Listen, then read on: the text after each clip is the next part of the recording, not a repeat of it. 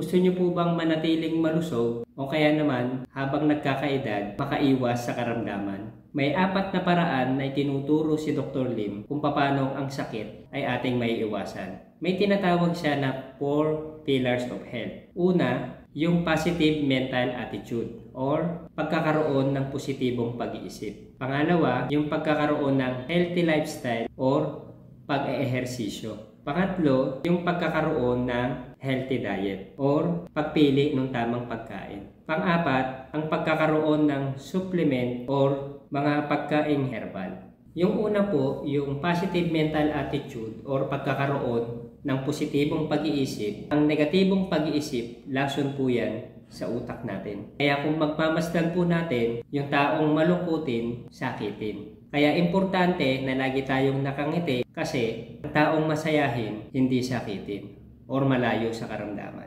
Sabi nga po ni Dr. Lim, yung negative mind will never give us a positive life. Bukod sa hindi na tayo makakapag-isip ng maayos, tatama rin tayong gawin yung mga dapat nating gawin, masama pa ito sa kalusugan. Pangalawa po, yung pagkakaroon ng healthy lifestyle or pag-eehersisyo. Kung paanong ang sasakyan po kapag hindi nagagamit, nasisira. Ganon din po ang tao kapag walang exercise. Ang sabi nga sa radyo, galaw-galaw baka ma-stroke. Kasi mahalaga na ang isang tao nag-exercise. Kaya nung pandemic, maraming matanda nakulong sa bahay. So yung dati nilang ginagawa na tigil, naging dahilan para sila ay maagang mamatay. Pangatlo po is yung healthy diet or pagpili ng tamang pagkain. Ang tao po, galing yan sa lupa. Ang dapat niyang kainin, magmumula din sa lupa. So sa makatwid, yung taong galing sa lupa, ang pagmumula ng pagkain niya, dapat sa lupa rin. Kasi compatible sila. Pagmasdan po ninyo, kapag ang sasakyan, diesel ang ginagamit at nilagyan ninyo ng gasolina, hindi siya gagana o masisira. Kapag ang sasakyan gasolina, nilagyan nyo ng diesel, hindi siya gagana or worse, masisira.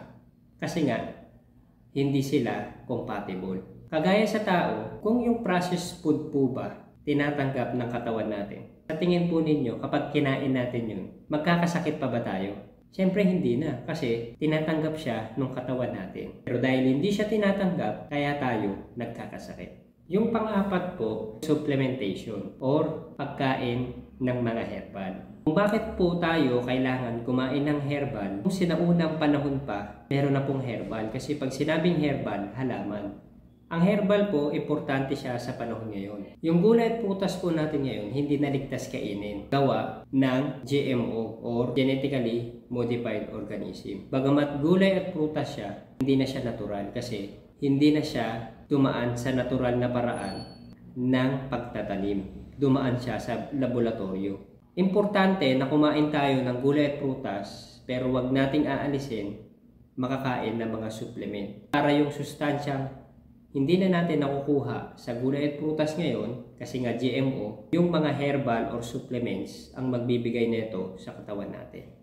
Ang good thing, sa dami ng herbal ngayon, may lumitaw na pinakahari sa lahat ng halaman or herbal. Walang iba kundi yung Ganoderma. Yung Ganoderma or mushroom, mabagsik siyang halaman. Nakakatulong ito ma-detoxify lahat ng toxin na pumasok sa katawan natin. Yung system nating imbalance, nakakatulong ito para maibalik sa balanse yung buo nating pagkatao. Sa ganung paraan, kahit anong sakit pa yan, ang karamdaman ay kalunasan. Pero disclaimer po ang produkto ni DXN hindi po gamot. Si Dr. Lim bilang doktor, hindi po nanggagamot. Silang dalawa po ay pawang instrumento lamang para yung karamdaman malunasan. Sa ibabaw ng lahat, ang nagpapagaling talaga, walang iba kundi ang Diyos. Kasi kung paano kapag ang sasakyan, tao ang gumawa, kanin mo dadalhin para ipaayos? Eh di sa tao. Dahil ang tao, ang Diyos ang gumawa, nung nagkasakit o nagkadiferensya, wala tayong ibang pagdadalhan kundi kung sino yung lumikha.